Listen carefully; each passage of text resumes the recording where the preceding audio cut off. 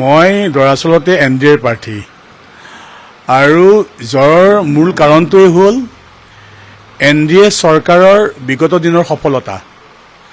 আজি উদ্যোগীকৰণৰ ক্ষেত্ৰতে চাওক, আজি বহিৰ ৰাষ্ট্ৰৰ পৰা যি হাৰত আজি এডভান্টেজ আছাম টুৰ যোগেৰে যি ধৰণৰ আজি বিশ্বৰ বিভিন্ন ৰাষ্ট্ৰই ভাৰতবৰ্ষত বিশেষকৈ অসমত উদ্যোগ স্থাপনৰ বাবে যি সিদ্ধান্ত বা যি ফাইনেন্স কৰিছে, ই অসমক যিটো নতুন প্ৰজন্ম আৰু বৌদ্ধিক মহলে চিন্তা কৰিছে যে এইখন চৰকাৰ নেক্সট অহাটো দৰকাৰ আৰু তেওঁলোকৰ প্ৰাৰ্থীবোৰক জিকোৱাটো দৰকাৰ বুলি ভাবে।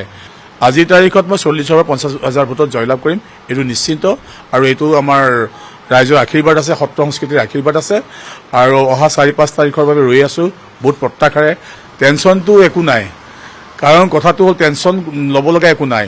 জীৱনত বিভিন্ন ঘাট প্ৰতিঘাত লৈ ডাঙৰ দীঘল হৈছোঁ, বহুত ষ্ট্ৰাগল কৰিছোঁ লাইফটোত। এটাই কথা হ'ল মাননীয় হিমন্ত বিশ্ব শৰ্মাৰ মানটো ৰাখিব লাগে।